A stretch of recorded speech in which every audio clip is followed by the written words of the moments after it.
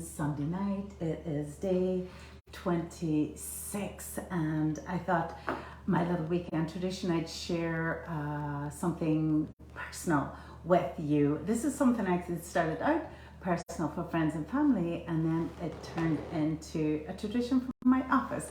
So what I have been doing for several years now is, instead of sending out a snow-swept Christmas scene for a Christmas card, I and my family recreate a classic movie poster. So we started with It's a Wonderful Life, and Edward was only 3 at the time. And I love this, the classic Donna Stewart. You can move back a wee bit now, Edward. It was Donna Reed and James Stewart, this movie from, what was it, maybe 1939 or 1940. And I just loved that one, and it was popular, and we got a lot of comments on it. So then it turned into tradition, and then I started sending it to my clients, and they would say to me, I sometimes wouldn't have seen my clients for maybe 7-8 years, and they would say, oh, we love getting your Christmas card every year. We've loved watching your boys grow up through your Christmas cards. So another one we did was The Quiet Man. That's the Irish, about Ireland, with John Wayne. It's a classic, and Maureen O'Hara. That one was a really popular one too. We did Singing in the Rain, the classic with, oh my gosh, what year was that one from? I can't even remember.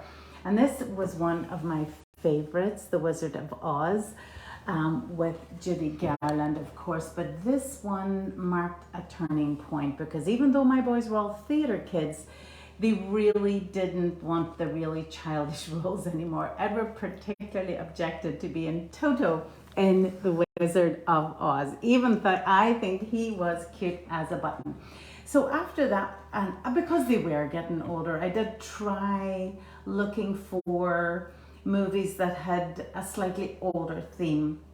I think the next one we did was A Christmas Carol, and Edward was still young enough to play Tiny Tim, but the older boys got to play the ghosts.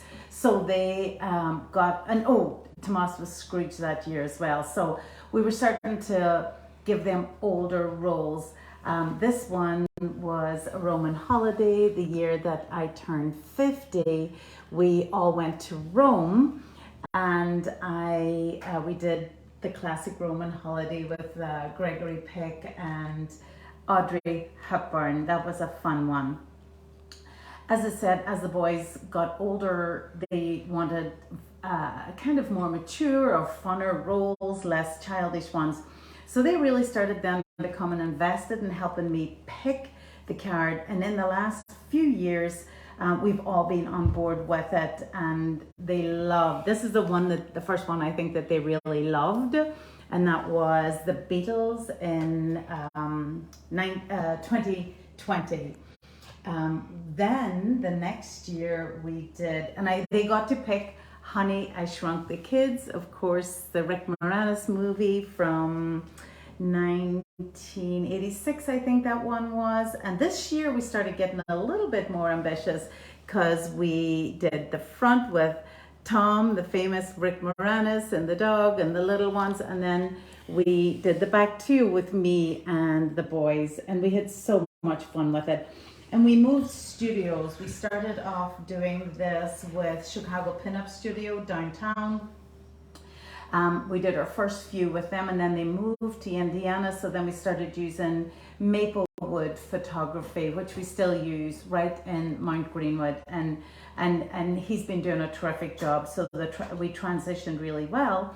And then just there in 2022, because Top Gun was so popular that year, we decided we would do the 2 Top Gun movies. So Tom and I gave the 1986 movie a shot on the front, and then Tomas and Oisin did Top Gun Maverick from 2022 on the outside.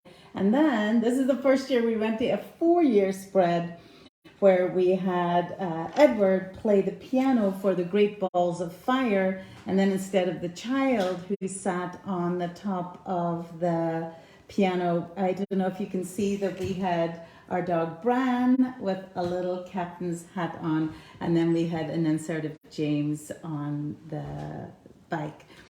So this is something that started out just as a simple, fun, creative family and friends project. And then it really grew into something where I started sending out more. I sent them to the chambers, I sent them to my networking partners, my referral partners, and my clients. And then it just became something that defined my office, sort of differentiated me in the marketplace, if I may.